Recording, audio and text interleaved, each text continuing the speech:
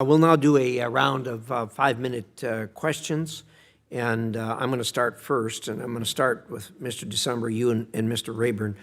You know, when President Trump left office, we had Iran down to under 200,000 barrels of oil a day that they were able to sell, which was really putting the hurt on them appropriately.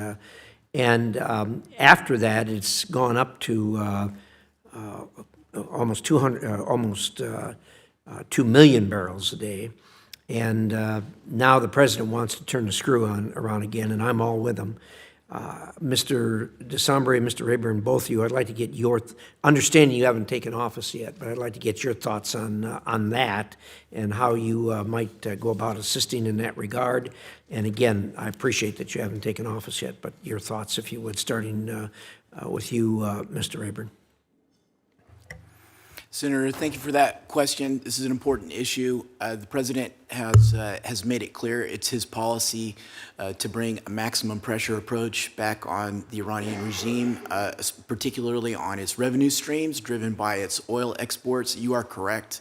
In the first Trump administration, I was part of generating the apparatus that enforced those sanctions and was able to cut the flow of Iranian oil exports. That's by, for example, disrupting the ghost fleet of vessels that the Iranian regime uses, and then by engaging with our allies and partners and with the insurance sector, with the flagging countries, for example, in order to make it so that it's very difficult for the Iranian regime to physically move the oil, in addition to also enforcing sanctions on the financial side so they're unable to move the money that goes along with those transactions. We had great results there, Senator, and I think that we can ramp that enforcement apparatus back up and repeat the performance. It's good news. We hope you can dust off that apparatus and hopefully crank it up a little bit and put the maximum pressure as possible.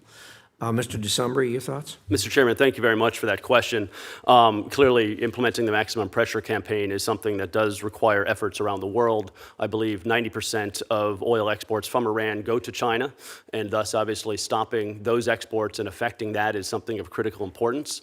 I believe just yesterday, the Secretary of State or the Department of State sanctioned individuals and entities in China and Hong Kong for their support of missile technology also in Iran, so that's also an area where there's an interplay between China and Iran.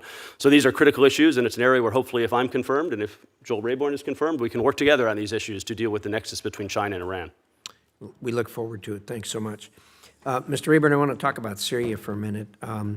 You know, on December 8th when Assad fell, we all partied and felt well about it till we found out who it was that took over. Obviously, the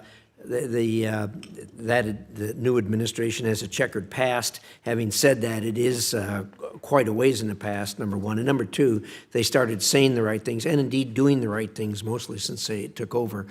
I think it's, I don't want to speak for the ranking member, but she and I have talked about this at some length, and we think this is an opportunity really to get in there. We've discussed this. We met with the foreign minister, the new Syrian foreign minister in Munich earlier this year, and talked with him about their thoughts and plans and what have you. We have been pursued by all sides. Myself and this committee and Senator Shaheen were all instrumental in getting the Caesar sanctions put in place that we think were at least helpful in bringing Assad down. Now we're under pressure we were under pressure to do the opposite of that and start removing them. We had actually written the president and asked him to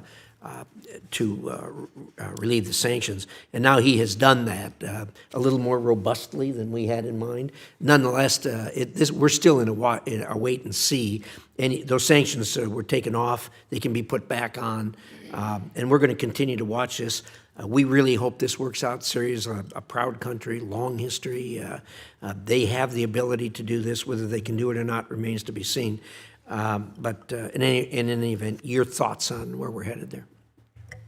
Senator, thank you for raising this. I think the president is giving the Syrian people and the Syrian interim authorities a golden opportunity, a chance to rebuild after half a century under oppressive rule, and especially the debilitating war that they went through and where the people suffered, largely at the hands of the Assad regime and its Iranian and Russian and Hezbollah allies. He's giving them a chance to turn the page on that and chart a new course.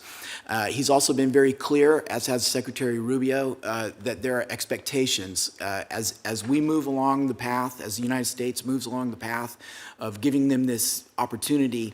The president has certain expectations. Secretary Rubio has laid out certain expectations that they're going to move and turn the page commensurately, including by a normalization agreement with Israel, including by deporting Palestinian terrorists, by telling foreign terrorists, foreign fighters that they have to leave Syria, by assisting in the international, the U.S.-led international campaign against ISIS to make sure ISIS doesn't make a resurgence, and then also to take responsibility for the ISIS detention centers in northeast Syria. So I think these are parallel tracks, and both sides have a golden opportunity to move that country into a much brighter future. Well, thank you, Mr. Rayburn. And by the way, that administration is well aware of our expectations. The list that you just described, I discussed this with both the President and Secretary of State Marco Rubio, and laid out the expectations Senator Shaheen and I laid out in Munich to the